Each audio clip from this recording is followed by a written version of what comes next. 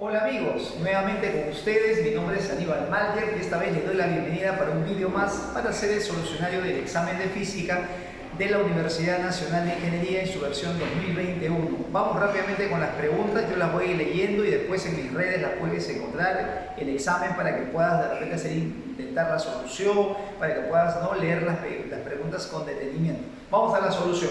La primera pregunta nos habla del volumen de un planeta que es 8 veces el volumen de la Tierra, y me piden la aceleración de la gravedad en la superficie de ese planeta, sabiendo que es 3 veces la masa de la Tierra. Estos problemas se plantean así: necesito siempre entre el planeta y la Tierra una relación de masas y radios.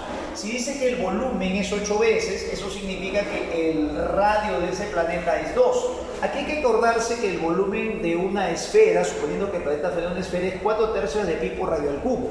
Al tener el doble de radio y elevada al cubo, te va a quedar 8 veces el volumen.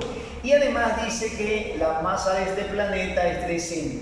Para calcular la aceleración de la gravedad en este planeta se utiliza esta expresión, la constante de gravitación universal por la masa del planeta, que sería 3m, entre el radio al cuadrado, que sería 4r cuadrado. También debo recordar que la aceleración de la gravedad en la superficie de la Tierra debe ser gmr cuadrado.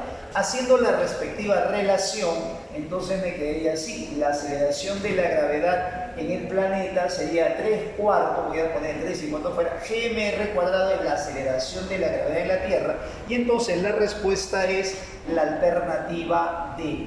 La aceleración en el planeta 3/4 de la Tierra. En la pregunta 2 tenemos este sistema, esta altura es 68 centímetros, esta sustancia es mercurio, esto es agua, y me piden calcular la altura H. Para hacer este tipo de problema, lo que tengo que hacer es buscar puntos de igual presión, puntos que están en el mismo líquido y en el mismo nivel horizontal. Vamos a agarrar dos puntos, por ejemplo vamos a agarrar este punto 1 y ese punto 2, y voy a plantear mi problema de esta manera, ¿no? La presión en el punto 1 debe ser la presión en el punto 2. La presión en el punto 1 se debe a todo lo que tiene en la parte superior. Como los dos están abiertos, van a tener presión atmosférica. La presión en uno sería la presión atmosférica más esta columna de aire, que sería la densidad del agua multiplicado por la aceleración de la gravedad por la altura. La presión en el punto 2 también sería la presión atmosférica más la densidad del mercurio, porque esta es otra sustancia, mercurio, aceleración de la gravedad por H. Como ambos están abiertos y tienen presión atmosférica, entonces esto se cancela y ahí reemplazo. La densidad del agua es 1, la aceleración de la gravedad lo voy a dejar indicado, la altura sería 68, la densidad del mercurio 13,6, G dejo indicado y H es lo que me pide. De ahí despejo la altura H y esto me sale igual a 5 centímetros. Clave al problema, alternativa E. En la pregunta número 3 hablamos de dos personajes, Pedro y María, que dice que tienen rapideces de 10 y 5 y se mueven en una superficie, en una pista circular de esa manera. Dice que tardan 8 segundos en encontrarse, o sea, más o menos esto es así. Él corre, ella también, obviamente como ella tiene menor velocidad, cuando se encuentran los dos van a hacer recorridos diferentes, y aquí podríamos nosotros calcular esta distancia que los separaba al inicio usando estas fórmulas de tiempo de encuentro, de tiempo de alcance. De repente, cuando has estado en razonamiento matemático has visto esto. La rapidez de Pedro más la rapidez de María, en el denominador, la distancia que los separa al empezar la carrera me da el tiempo de encuentro. Ese tiempo de encuentro sería 8, la suma de sus rapideces sería 10 más 5, y entonces puedo deducir que la longitud entre los dos es 120. Esa sería la longitud de toda la pista. Luego el problema dice que ellos corren ahora en el mismo sentido, María con 5 y Pedro con 10, y obviamente la longitud que los separa es 120. Me dice cuánto tiempo o qué distancia recorre Pedro cuando alcanza a María. Aquí la cosa tiene que plantearse así, aquí hay que imaginarse de esta manera. Pedro, cuando parten en el mismo sentido, Pedro le gana a María, entonces Pedro va así, va ganando, y entonces va como si Pedro lo fuera alcanzando a María. Va a correr hasta que finalmente lo alcance. Yo no sé exactamente dónde la va a alcanzar, pero yo podría calcular ese tiempo de alcance. Vamos a suponer que ese tiempo de alcance se daba en una posición más o menos por acá. Los dos están corriendo, él con 10, ella con 5. Y entonces voy a calcular el tiempo de alcance. El tiempo de alcance sería la distancia que los separa. Él es como si estuviese adelantado o separado con una distancia L de María entre la resta de rapideces, Pedro menos María. El tiempo de alcance podría calcularlo así: la distancia de separación es 120, la resta de la rapidez sería 5 y esto me sale 24. Como a mí me piden calcular cuánto recorrió Pedro hasta el momento del alcance, yo podría decir que la distancia o longitud que ha recorrido Pedro sería igual a la rapidez de Pedro multiplicado por ese tiempo de alcance. La rapidez de Pedro es 10, el tiempo de alcance es 24 y entonces la longitud o distancia que ha recorrido Pedro sería igual a 240 metros. Esa sería la solución. En la pregunta número 4 dice que tenemos un circuito donde I1 es la corriente cuando este interruptor está abierto y cuando ese interruptor está cerrado. Cuando el interruptor está cerrado, la corriente es I2 y me piden la razón de esas corrientes. Cuando el interruptor está abierto, lo que va a pasar es que por estas ramas flotantes no hay corriente, o sea, el circuito es como si quedara hasta ahí nada más. Esa corriente I1 la puedo calcular de esta manera. Puedo aplicar la diferencia de potencial entre resistencia equivalente. La diferencia de potencial sería 12 y todas estarían en serie, así que la resistencia equivalente también es 12. La corriente 1 sería entonces 1 ampere. Cuando esto se cierra, ahora sí, esto ya es un circuito mixto y entonces habría que reducir usando la misma expresión. La corriente 2 tendría que ser otra vez el voltaje entre la equivalente. El voltaje sería 12, pero la equivalente tendría que calcular. Aquí tengo que darme cuenta que el 5 y el 3 están en serie, es un solo camino, y entonces esto me da 8, la equivalente. 8 con 4 están conectados entre los mismos extremos, y entonces eso me va a dar un paralelo. 8 por 4, 32 entre 12. Eso me quedaría 32 entre 12, que simplificando, cuarta 3 sería 8 tercios. Y ese 8 tercios queda en serie con 5 y 3, que también sería 8. Por lo tanto, tengo 8 tercios más 8. Bueno, eso es lo que voy a reducir. De ahí me tiene que salir la corriente 2. Aquí esto me quedaría más o menos así. Acá me queda 12. Acá sería 3 por 8, 24. Sería más 8, 32 tercios. Y entonces la corriente 2 me va a quedar así. Me queda 36 entre 32, que es 36 entre 32, 9 octavos. El problema nos pide calcular la relación de corrientes 1 entre 2. Entonces, por lo tanto, la relación de corriente 1 entre corriente 2, al momento de dividir, me va a salir 8 novenos. Y la clave 8 novenos es la alternativa D.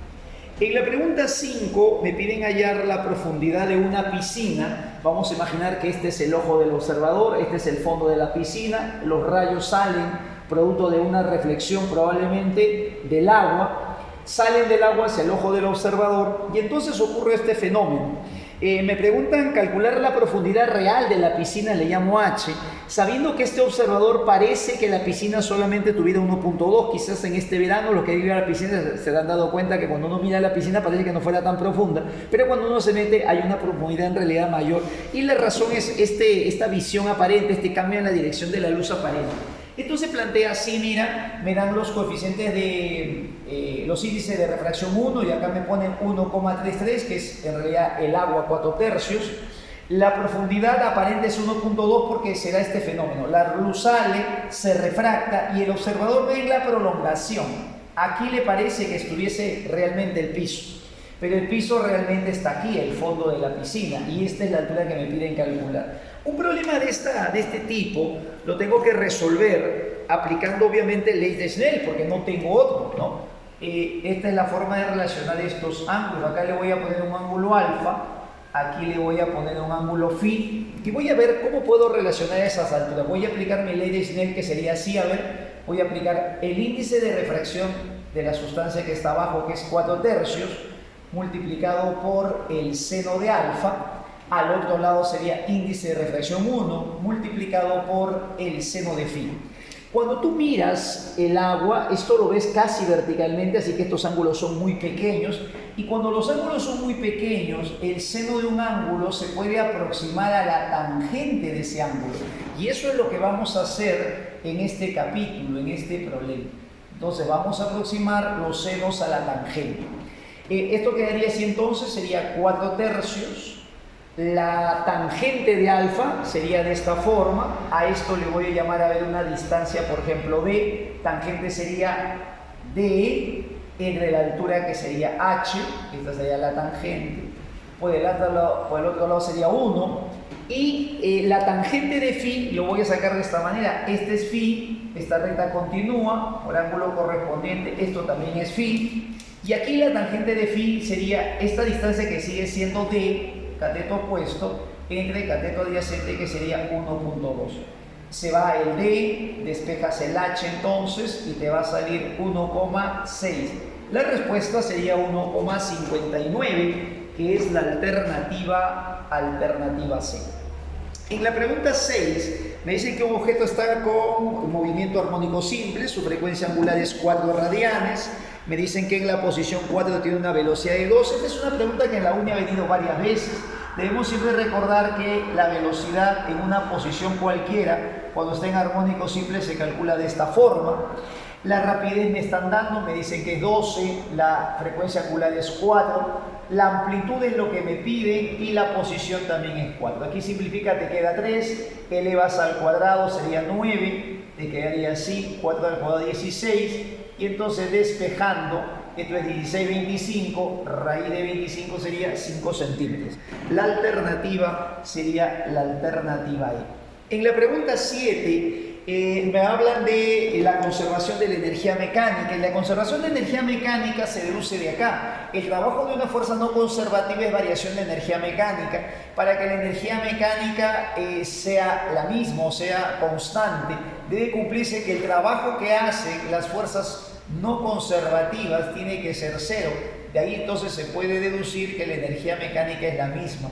Veamos un ejemplo de un caso en el cual hay fuerzas no conservativas en un cuerpo, pero sin embargo la energía se conserva. Por ejemplo, un cuerpo que se ha soltado así, atado de una cuerda, se está moviendo el cuerpo, y vamos a hacer un diagrama de cuerpo libre. Cuando un cuerpo está atado a una cuerda y se mueve así en una circunferencia de un punto fijo, aquí la energía se conserva. Y mira el detalle, aquí va a haber una fuerza que es el peso es una fuerza conservativa, ella conserva la energía, pero la tensión es una fuerza no conservativa. Y esta tensión, por ser en todo momento perpendicular a la trayectoria, su trabajo va a ser 0. Este es un sistema donde una fuerza no conservativa está haciendo trabajo cero y por lo tanto siempre se puede plantear que una bolita que está unida a un cable y que desciende se puede aplicar conservación de energía en su trayectoria. Hay que notar que para que se conserve la energía no es cierto que todas las fuerzas sean conservativas, sino que puede haber una fuerza no conservativa pero está haciendo trabajo cero. Con eso respondemos entonces, la primera proposición dice, acá nos ponen 3 proposiciones. La primera proposición me dice que se requiere que solo hayan fuerzas conservativas. Esto sería un contraejemplo. No es necesario que solo haya fuerzas conservativas. Puede haber una fuerza que no lo sea, pero que sin embargo no haga trabajo y la energía igual se conserva. Por eso la primera proposición es falsa. En la segunda se conserva, como acá, incluso si hay una fuerza no conservativa, la respuesta es verdadero. Puede conservarse incluso si hay una fuerza no conservativa con la condición que su trabajo sea 0. Y la tercera, no se conserva si hay fricción. Obviamente, eso sí, la fuerza de fricción es una fuerza no conservativa. No hay casos en los que la fricción sea perpendicular a la trayectoria o no haga trabajo. Y entonces la respuesta sería que esto sí es verdadero. Si no se conserva si hay fuerza de fricción, eso es verdadero. La clave sería la alternativa D. Alternativa D. En la pregunta número 8, dice que tenemos un solenoide, la corriente que fluye por un solenoide, dice que tiene 25 centímetros de longitud, lo paso a metros, la corriente dice que vale 8, me dan un dato adicional del radio y me dicen que hay 600 vueltas. Me piden calcular cuánto vale el campo magnético en el centro. Aquí hay que acordarse que el campo magnético de un solenoide se calcula de esta manera. Esto es la permeabilidad magnética, la corriente, el número de espiras y esta es la longitud del solenoide.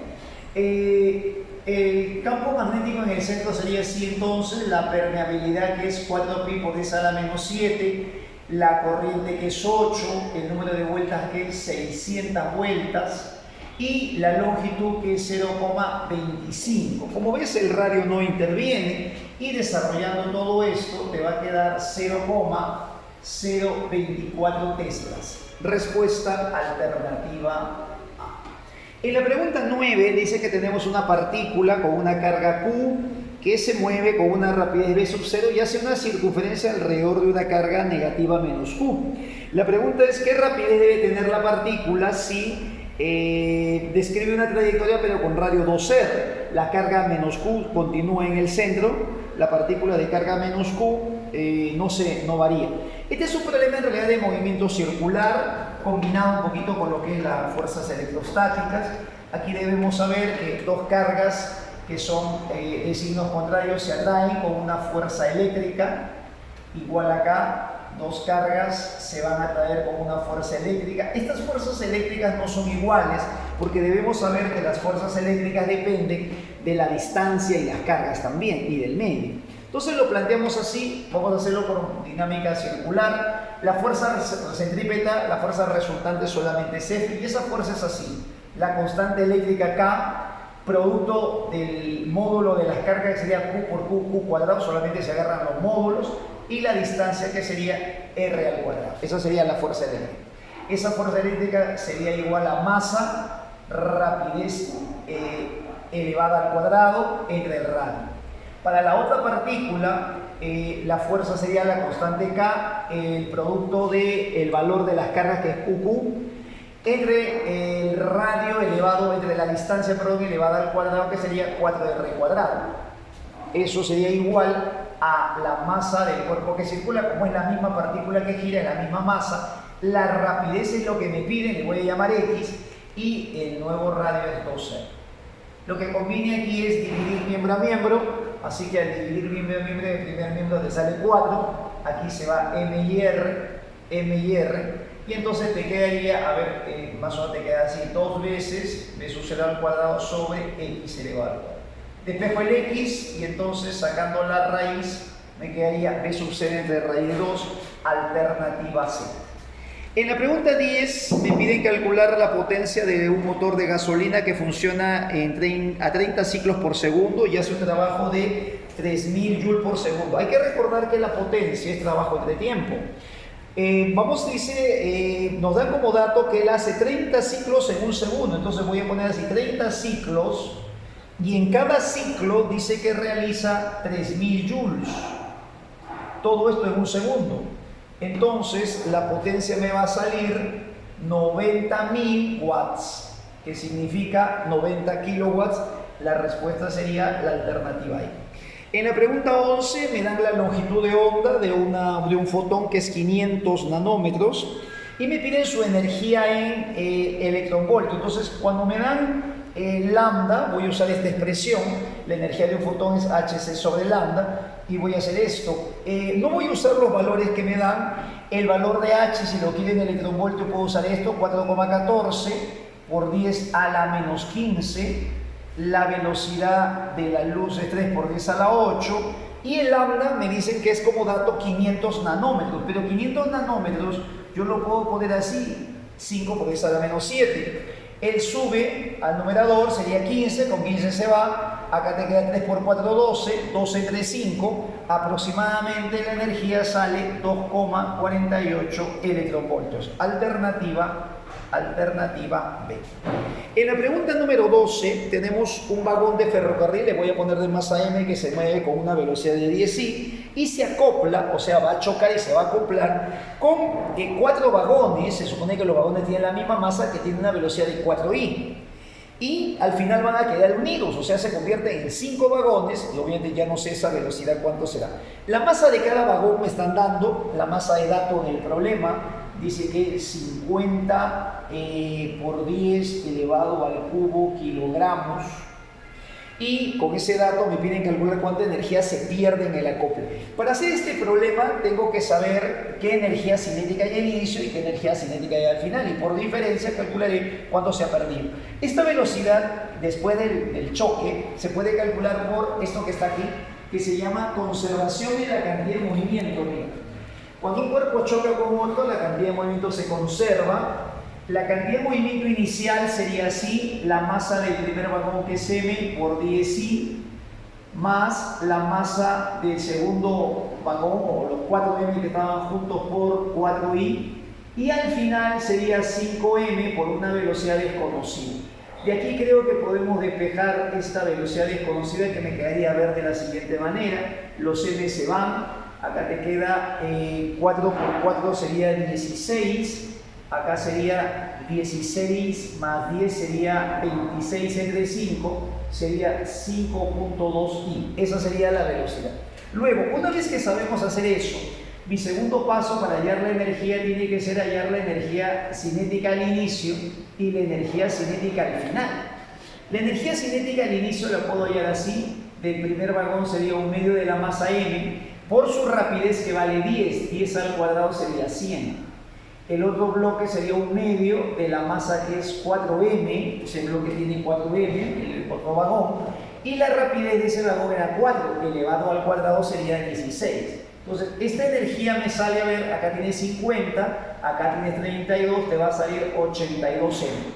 Luego, la energía cinética, una vez que ya chocó, sería 1/2 de la masa, 5m, por la velocidad, o por la rapidez, perdón, 5,2 elevado al cuadrado. Podemos operar con rapidez ese cálculo, y eso nos debe salir, a ver, de la siguiente manera. Tenemos ahí 5.2 y todo eso por 5 entre 2. Esto nos va a salir 67,6m. La energía perdida va a tener que ser la resta. Entonces tendría yo que restarle menos 82 y me va a salir 14,4m sería la energía. Como m es igual a 50, entonces voy a reemplazar la masa, que es 50 por 10 al cubo kilogramos, y me va a salir 720 por 10 elevado al cubo joules. Y la clave entonces de la respuesta va a ser 750 kilojoules. La respuesta sería la alternativa. En la pregunta 13 tenemos un cuerpo, un proyectil que se lanza con la misma rapidez inicial, primero con un ángulo de 37 grados y logra una altura de 63. Y luego me piden qué altura alcanza si se lanza con la misma rapidez, pero ahora con un ángulo de 53. O sea, el ángulo en este segundo lanzamiento, a ver, por acá lo voy a poner, en el segundo lanzamiento sería 53. Existe la propiedad cuando los ángulos son complementarios, los dos alcanzan el mismo rango, entonces los dos llegan al mismo sitio. Y ahora, para calcular esa altura, puedo hacer lo siguiente. Hay una expresión que tú debes conocer o que se ha revisado cuando uno se está preparando, que es tangente del ángulo de lanzamiento 4 veces la altura máxima entre el rango.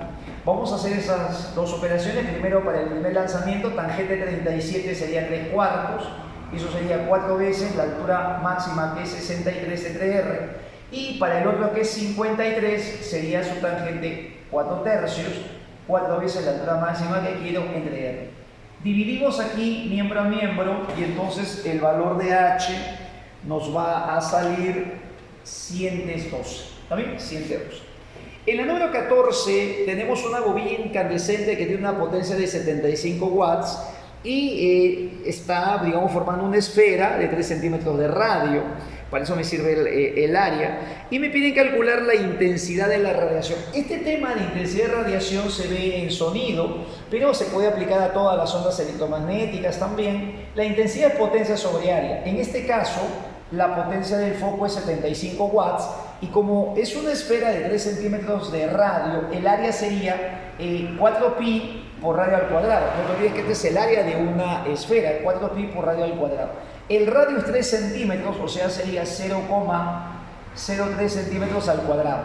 Ahora, el problema dice que no toda la energía o no toda la potencia del foco se irradia. Dice que solo el 5% se convierte en radiación visible.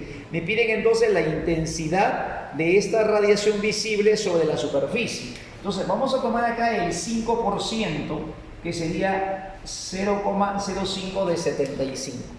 Bueno, haciendo esa operación, esto nos va a salir 332 watts por metro cuadrado, alternativa C. En la pregunta 15 tenemos dos varillas de igual longitud. Alfa 1, según los datos, vale 2 por 10 a la menos 5 y alfa 2 vale 4 por 10 a la menos 5. Y dice que se calientan de 40 a 100, de 40 a 100. Al momento de calentarse, la primera varilla va a crecer su longitud, la segunda varilla también. Y el problema dice que cuando llega a 100, la diferencia entre ambas longitudes es 3,6. ¿Te das cuenta? Milímetros, ¿no? Te das cuenta que esta es la nueva longitud es la longitud inicial más su variación, y la diferencia de esas longitudes es 3,6. Yo lo puedo plantear así: como las longitudes iniciales eran las mismas, ese 3,6 sería simplemente la resta de las variaciones. La variación de la longitud se calculaba así: es la longitud inicial por alfa por variación de temperatura, longitud inicial por alfa por variación de temperatura. Para ambos la longitud inicial es la misma. Puedo factorizar también la variación de temperatura, que sería 60, no te olvides que es de 40 a 160, y aquí me va a quedar la resta de alfa 2 menos alfa 1. Restamos alfa 2 menos alfa 1 y entonces esto me queda 2, eso me queda 2 por 10 a la menos 5. Entonces, restando los 2, me quedaría 2 por 10 a la menos 5. Bueno, de aquí puedo despejar la longitud inicial, y entonces la longitud inicial de la varilla me va a salir 3000. Acá me va a salir 3000, y eso debe ser en metros. La longitud inicial debe ser 3 metros. Respuesta entonces, 3 metros, alternativa C. En la pregunta número 16 me dan esta ecuación de onda. Me dicen que Y es igual a esa expresión. Cuando tú ves esta expresión, lo primero que hacer es recordar qué representa cada uno de los elementos que están en ella. Esto que está aquí adelante es la amplitud. Esto que está delante de X se llama número de onda. Lo que está delante de T se llama frecuencia angular omega. Me piden calcular la potencia, la potencia media, dice que es 18 miliwatts. Calcular cuánto es la densidad lineal de la cuerda. Entonces, esto me va a quedar así. La potencia va a ser 18 miliwatts, o sea, 18 por 10 a la menos 3. Esto sería un medio de lo que me piden, que es mu. La rapidez sale dividiendo. Esa rapidez debe salir dividiendo. Todo lo paso a sistema internacional. Al final, como la unidades todo en sistema internacional, esto sería en watts. La rapidez sería 9 entre 5, esto sería 1,8. El omega sería 9pi al cuadrado, sería 81 pi cuadrado. Y la amplitud sería 1/9 al cuadrado, también sería 1 sobre 81. De aquí podemos nosotros entonces despejar el mu.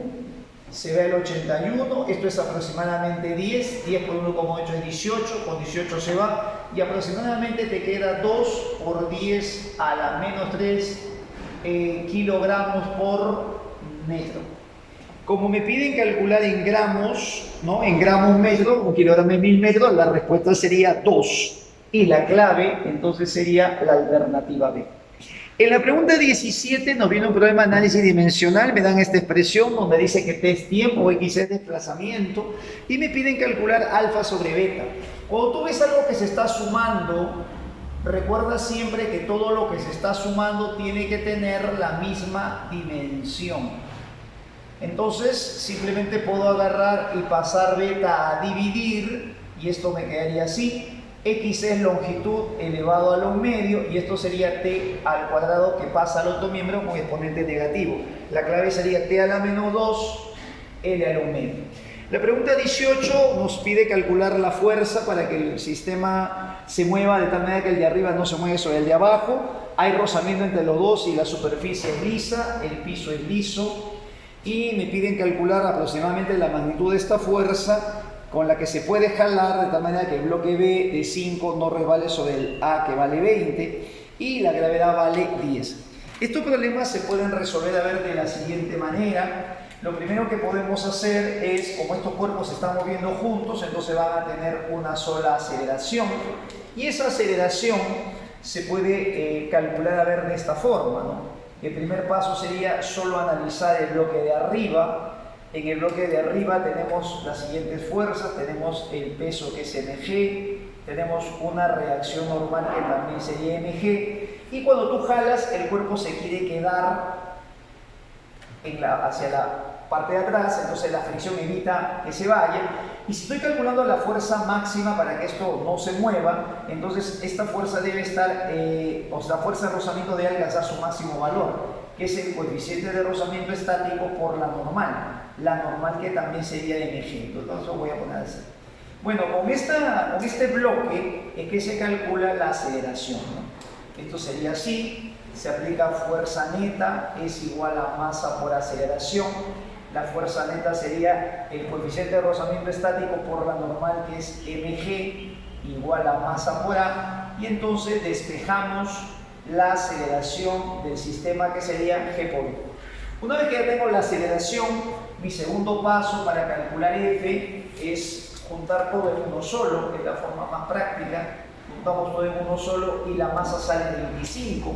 Aquí el peso con la normal se anulan, las fuerzas internas ya no se representan. Otra vez aplico fuerza neta y la única fuerza sería F, no hay nadie que se lo opone. Eso sería la masa total, que es 25 por esta aceleración, que es G, coeficiente de rozamiento estático. Bueno, el coeficiente de rozamiento estático es 0,8 por 25, esto me da 20, y por G aproximadamente 10 me da casi 200. La respuesta exacta va a ser 196 newton. En la pregunta número 19, este es un problema de efecto fotoeléctrico. En esta ecuación de efecto fotoeléctrico dice que la superficie del metal se irradia una luz de 200 nanómetros. Los electrones son emitidos con 1.2 electronvoltios y me piden la función trabajo, me la piden en electronvoltio también. Bueno, esto se resuelve aplicando la ecuación de Einstein. La energía cinética máxima de los fotoelectrones es la energía del fotón menos la función trabajo. La energía cinética es 1.2 electronvoltio. La energía del fotón sería calculada de esta manera, menos phi.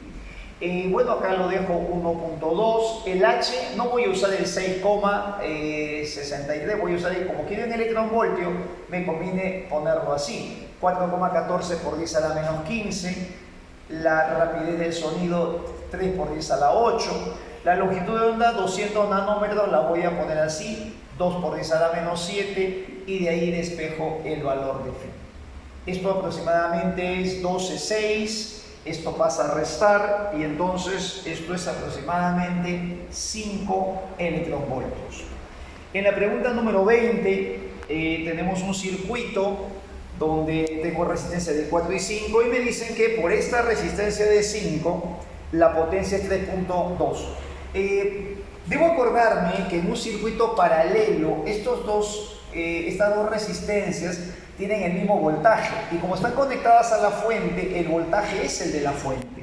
Entonces voy a aplicar lo siguiente: potencia es B cuadrado sobre R, eso según dato del problema es 3.2, la resistencia vale 5, entonces el voltaje de la fuente sería 3.2 por 5, 16, sacando raíces 4. El voltaje aquí es 4, por lo tanto la FEN sería de 4 voltios y la respuesta entonces sería la alternativa D. Muy bien amigos, les doy las gracias. Este ha sido el solucionario del examen de la UNI 2021, tomado hoy día, viernes 14. Les mando un fuerte abrazo y que sigan celebrando su día de San Valentín. ¡Chao!